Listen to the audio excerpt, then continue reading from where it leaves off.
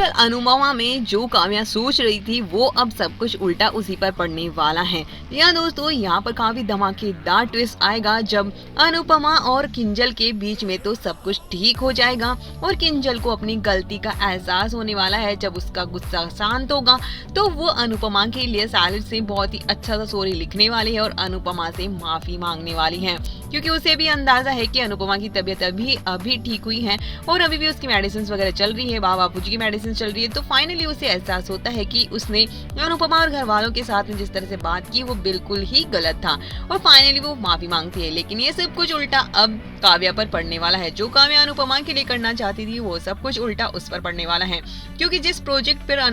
काव्या और किंजल दोनों काम कर रहे हैं उसी को लेकर इन दोनों में काफी बहस होने वाली है, क्योंकि कुछ ऐसा होने वाला है प्रोजेक्ट को लेकर और प्रोजेक्ट में काव्या की वजह से प्रॉब्लम्स आ जाएगी और इसी के लिए उसका ध्यान कहीं और होगा और इस प्रोजेक्ट में गड़बड़ियां होने लगेगी और इस बात से किंजल को बॉस से डांट पड़ेगी कि तुम्हारी टीम सही अच्छे से काम नहीं कर रही है। तो ऑफिस में ही काव्या और किंजल के बीच में काफी ड्रामा क्रिएट हो जाने वाला है और किंजल कहेगी कि आपको इतना एक्सपीरियंस है और फिर भी आप ऐसे कैसे गलती कर सकती हैं और इतनी बड़ी गलती कैसे कर सकती है, हमारा प्रोजेक्ट इतना बड़ा है और इसमें एक एक गलती भी बहुत भारी पड़ सकती है। और इस बात को लेकर घर में भी काफी तमाशा शुरू होगा और वनराज भी काव्या को डांटने वाला है कि तुम्हें इतना एक्सपीरियंस है फिर वो किस काम का है जब तुम्हारा ध्यान ही इधर उधर रहता है, घर की बातों में रहता है और लोगों को भड़काने में रहता है, तो कहाँ से प्रोजेक्ट पर ध्यान रहेगा। और काव्या को घर में भी काफी तमाशा सुनने को मिलने वाला है। वही किंजल का मूड ऑफ हो जाता है और अनुपमा इस बात को संभालने की कोशिश करेगी तो किंजल को अनुपमा को